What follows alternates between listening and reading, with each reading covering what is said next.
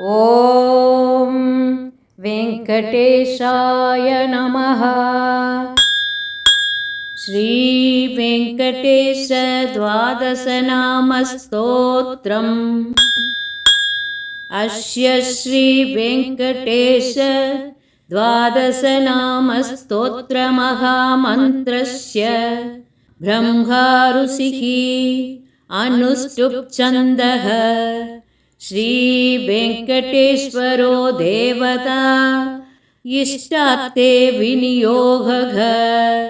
नारायणो जगन्नाथो वारिजासनवन्दितः।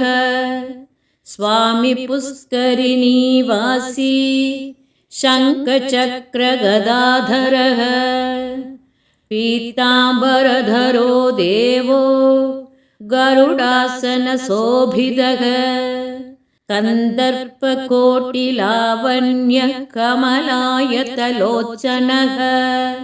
इन्द्रापति गोविन्दचन्द्रसूर्यप्रभाकरः। विश्वात्मा विश्वलोकेशो जय श्रीवेङ्कटेश्वरः। एतद्वादशनामानि त्रिसन्ध्यं यः पठेन्नरः दारिद्र्यदुःखनिर्मुक्तो धनधान्यसमृद्धिमान्। जनवश्यं राजवश्यं सर्वकामार्थसिद्धिदं। दिव्यतेजः समाप्नोति दीर्घमायुश्च विन्दति। ग्रहरोगादिनाशं च कामितार्थफलप्रदम्। इह जन्मनि सौख्यं च विष्णुसायुज्यमाप्नुयात्।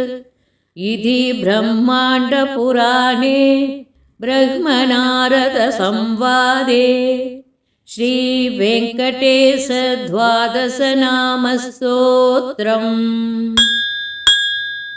ॐ वेङ्कटेशाय नमः। ஓம் நமோ நாராயணாய. நாராயணனின் திருவருளை பெற்றிட நீங்கள் அனைவரும் இந்த மந்திரத்தை கேட்டு சகல செல்வங்களையும் பெற்றிடுங்கள்.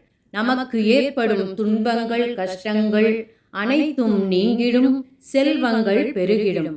காலையில் எழுந்தவுடன் லக்ஷ்மி நாராயணாய என்று சொல்லுங்கள். சகல செல்வங்களையும் அள்ளித் தந்திடும் லக்ஷ்மி நாராயணன் திருப்பதி ஏழுமலையானின் அற்புத தரிசனத்தை காணுங்கள். தீபாராதனையில் உங்கள் உள்ளம் எப்படி அகம் மகிழ்கிறதோ அதுபோல நாராயணன் உங்களுக்கு சகல செல்வங்களையும் தந்து அருள் புரிவான். அனைவரும் வளமுடன் வாழ்க. ஓம் நமோ நாராயணாய. Please subscribe to my channel. Thanks for all.